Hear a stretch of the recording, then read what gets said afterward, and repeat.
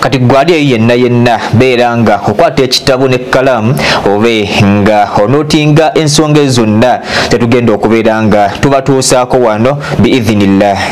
Olunaku olwaleero tugenda okutunulira ku nsonga enkulu ennyo okumanya nti nkulu nnyo newakitiibwa Allah subhanahu wa ta'ala yabeeranga ajogera mu Qur'an kali gwe kalira wansi sheikhe abenga atandika omusomo biidhinillah. Allah tumubaza ow'ekitiibwa jalla jalaaluhu tabaraka ta'ala yakyatuwadde ekyingira ky'obulamu.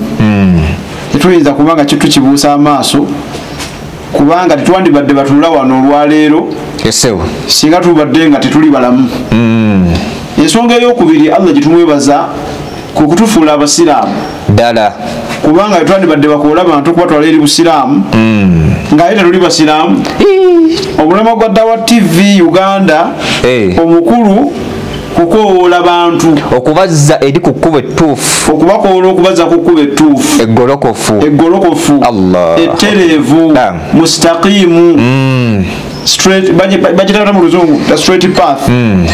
So mu mbeera bwetyo nti bwe kibeera bwe kityo nga omulamu omukulu gwa Dawa TV kukowoola abantu abakyalemedde mu bubuze abatandaba kubanga basiramuka babeere nga basiramuka gwe mulama gwa Dawa TV.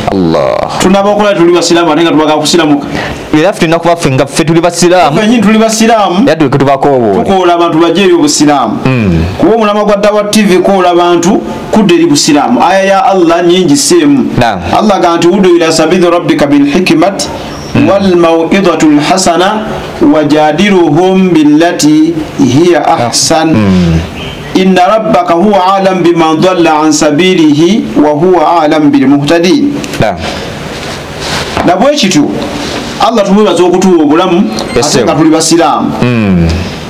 Bwe tubeera abalamu nga tuli basiraamu kyengera kyambaani saba Allah atukumira ebyengera bibiri amina ya rabbi matani ebyengera bibiri kubanga bisinga ebyengera byonna.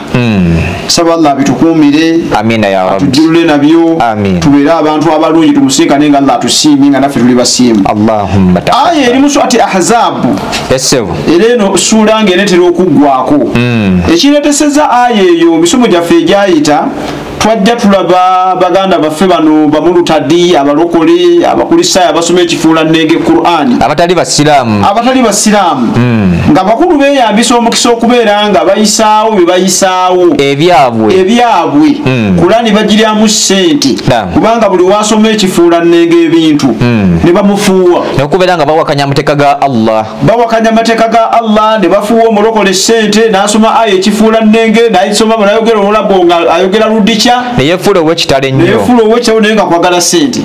Ensonga eyo si ntuufu n'olwekyo surati Ahzab twagala kulaba ku Nabbi Muhammad sallallahu alayhi wa sallam. Emisomo gyaffe ebiri egyayita ogwasooka twalaba obwomu bwa Allah al-wahadaniya Allah ali omu naye ate bw'abeera nga ayogera mu Qur'ani aya ez'enjawulo agamba twatonda tujja kuzuukiza inna khalaqnakum inna anzawnakum inna nahnu nuhyi al-mauta wa naktubu ma qaddamu wa atharahum wa kulla shay'in ahsaynahu fi imamin mubin. Ensonga eyo mulundi ogwayita twagiraba nga Allah bayewa Qur'ani Allah bayewa kitiibwa kwegulumiza kitegeeza nti bangi kubanga ate agambye nti huwa Allah qul huwa Allahu ahad Allah bagambye nti Allah ali omu.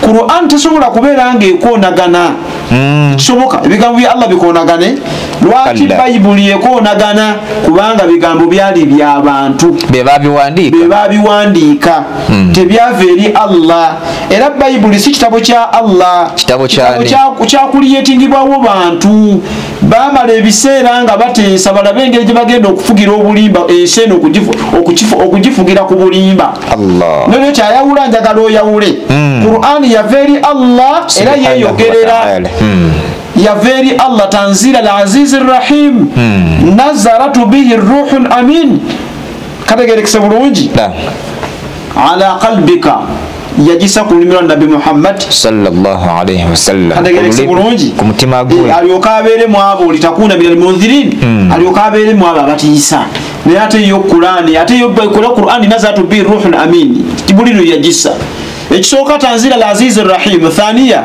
nazalat bihi ruhun amin. Thalitha ala qalbika litakuna min al-munzirin. Surati Shuara'i. Allah. Kati Bible eno yawandiikwa abantu kyovola ebigambo ebimu tebikwatagana bikonagana wali wagamba genda oyende ate wana ate toyenda kati abasajja olwokuba bambi okutabo gwe balina gwe babuzaabuza ne bagezaako ate okwagala okutuukira kino ekituufu nakyo bakimbage naye butugamba weetuli temujja kubuzaabuza Kulaani n'olwekyo ensonga eyo twagirabanga Allah yewa kitiibwa so si bangi ne tulaba omusomo gwaffe ogwaddako nga tusoma ku Nabbi Muhammadi sallallahu alaihi wasallam lwaki aya zijjanga Allah Nabbi sallallahu alaihi Allah amwogerako mu Kulaani lyemberebere mu basiraamu ate nga lo Nabbi Adamu waliwo bannabbi Ibrahim waliwo bannabbi bangi abamusookawo ne tugenda okukiraba nga yali awwala man asilama yali mubereberye eri abo abasiramuka ku mulembe gwe ekyo nakyo twakiraba bulungi so omusomo gwaffe ogw'olwaleero abasajja bano bajja bajereegerera Nabbi Muhammad sallallahu alaihi wasallam n'ojerega omutanda Muhammadi khairu khalqillah asinga ebitonde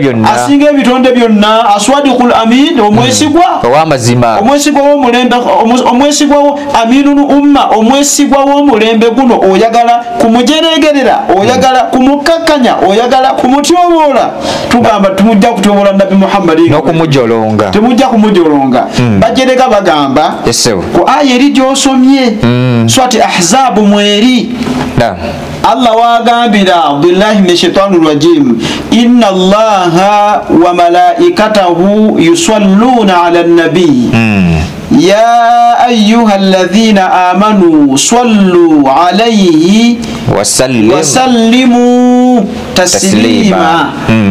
Aya eyo abantu bagisoma era emanyikiddwa naye ffe kye tuleese ekikulu kya byonna si tetwagala munnyo makulu gaayo kuba amakulu g'amakulu gamanyikiddwa mazima ddala Allah ne bamalayika aleesewaawo eno eyunga naye tebagase nno nti bonna bali kyekimu era mulimu okuteekula kuba yennyini ebigambo byabitugambye Allah oluvannyuma bamalayika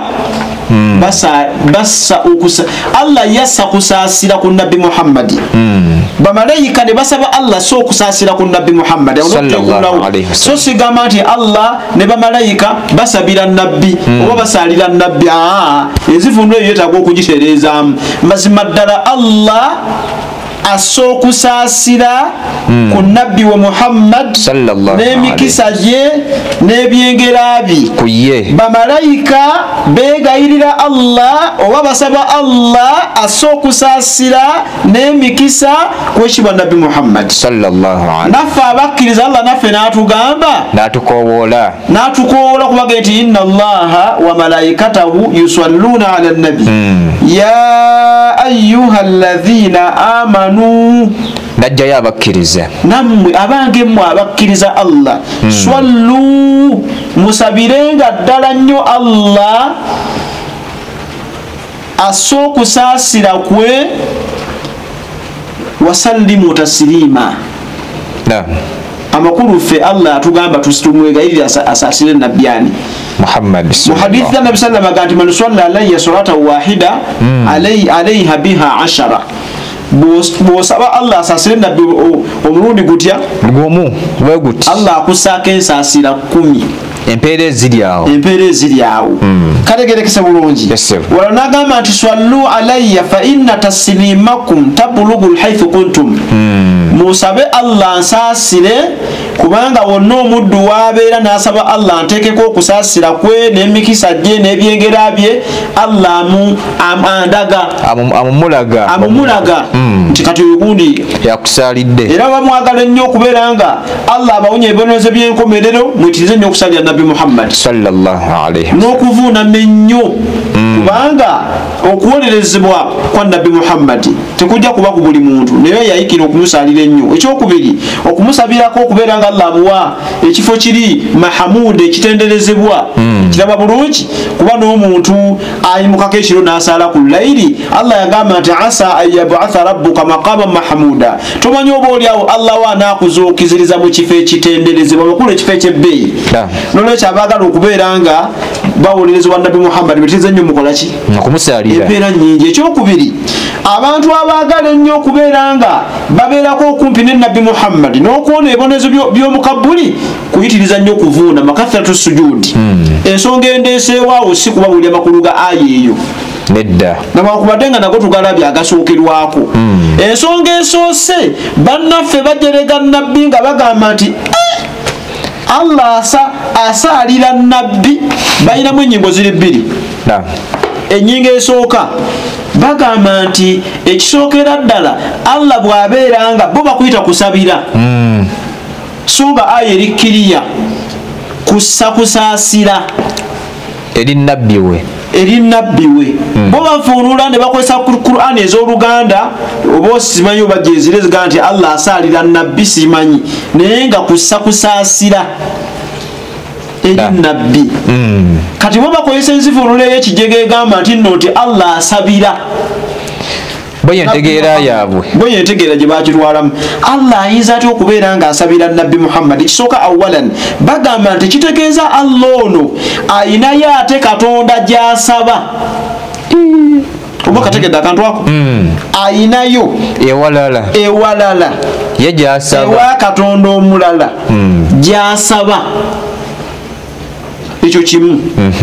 Ne babuuza nti bwe kibeera nga Allah asaalira nabbi ayina Katonda gw'asaba asaasire nabbi, Katonda aba akyali omu. Kitegeeza Allah ayina bakatonda abalala baali nabo ne batonda ensi eno era basaba basaasiraani. Ako kamu. Akokubiri ne baga nti Muhammadi nga yalina ekibi kinene.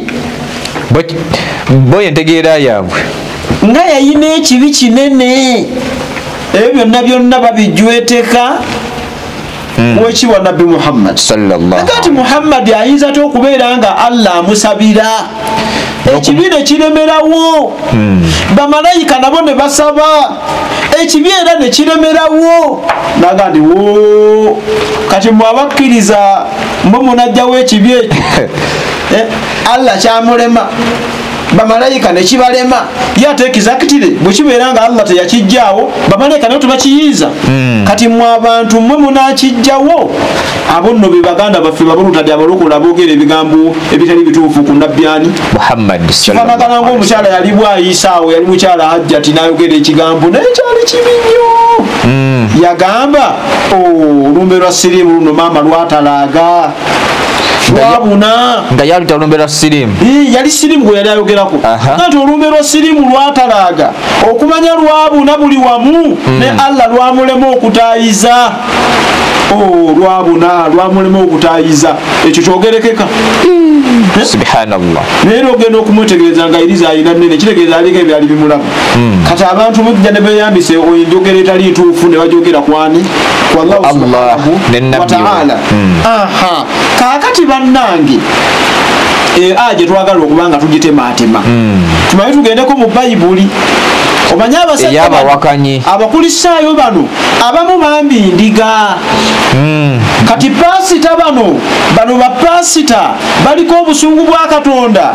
Katonda aboogerako naga atali basonyiwa awanaga nti ndikuwa omusumba n'endiga ziri ewuunya era ndikuwa omusumba n'endiga ziri saasaana kubanga zibuza abasumba babuza endiga. Kiraba bulungi? Abasumba babuza ki? Endiga. Abasumba babuza endiga. Tobola Bayibuli Katonda agenda baswanyula ku lunaku luli olw'enkomerero. Era Katonda yabeewerera n'agamba nti omusumba siri musonyiwa. Emboko ze bagenda kubisaamu. Era Bayibuli neega nti weetwalire genda mu nju y'omusumba weetwalire byonna by'oyagala kubanga nabo babijja ku ndiga si byabwe. N'olwekyo balindira obusungu bwani? Bwa Allah. Bufunze nnyo obudde nga buyimiridde. Twagala kubeera nga kwegamba tugira omusomo guno bulifule mu mutondo naye nga abantu bajja kufunamu insha Allah. Kaakati ekyo kibanga kye kibeewuunyisa okubeera nga Allah asaalira nabbi akitegeera bubi. Omuntu yenna Allah gw'ataddeko okusaasira kwaba akoze birungi. Tujja kgenda mu Bayibuli mu Lubereberye 12 essula ya 12 olunyiriri olusooka n'olwokubiri n'olwokusatu bwe tunaavaayo tukomewo eno tumalirize insha Allah. Wali wagamba mu lubereberye mu bufunze awasooka wagamba ku lunyiriri olusooka lubereberye 12 Katonda n'agamba Bulayimu nti va mu nsi ya nnyo. Mu nsi ya nnyo kyeki ekyo amakulu nti ensi gy'ozaaliddwamu giveemu osengwe kubanga baali bamuyigganya bagenda okumutta kubanga ayogedde Katonda ayogedde ku bakatonda baabwe. Azala nga yakulira ekibinja kuba yitata wa Bulayimu. Azala yali tata wa Bulayimu. Katonda kuba yayogera ku tawhidi okubanga bawula Allah. Azala n'abeeranga kwegamba n'ayagala bamusula ne mu muliro. Allah n'amutaasa omuliro ogwo. Kati amugamba senguka ove mu nsi ove mu bantu bo ove mu nsi eno gy'ozaaliddwamu osenguke. Olunyiriri olwokubiri era Bulayimu n'akikola n'akola ki?